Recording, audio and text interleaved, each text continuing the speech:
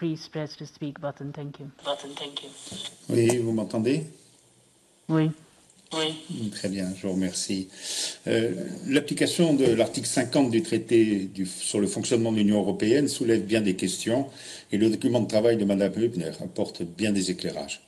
Je veux cependant revenir sur le point numéro 6 qui énonce que si un État qui s'est retiré de l'Union demande à la rejoindre à nouveau, il devra suivre la procédure définie à l'article 49, c'est-à-dire qu'il sera ramené au même rang qu'un État qui n'a jamais fait partie de l'Union et qui demande à y adhérer.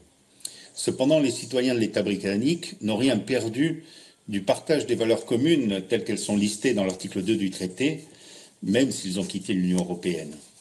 N'est-il pas dès lors nécessaire de prévoir une procédure différente ou allégée dès l'instant que de nouveaux choix politiques les amèneraient à revenir dans le giron de l'Union européenne? Cela vaut pour le Royaume-Uni dans son ensemble. Mais vous savez probablement que les autorités écossaises engagent, à travers la demande d'un nouveau référendum sur l'indépendance de l'Écosse, un processus qui amènerait un futur nouvel État à vouloir rejoindre une Union européenne qu'ils n'ont en fait jamais voulu quitter, puisque les Écossais avaient très majoritairement voté contre le Brexit. Le retour de ces citoyens au sein de l'Union européenne, dont ils ont été extraits contre leur volonté, et dont on sait qu'ils respectent toutes les valeurs fondamentales et tous les critères de convergence, ne doit-elle pas être facilitée par rapport à l'adhésion d'un autre État totalement extérieur à l'Union et qui demanderait à adhérer?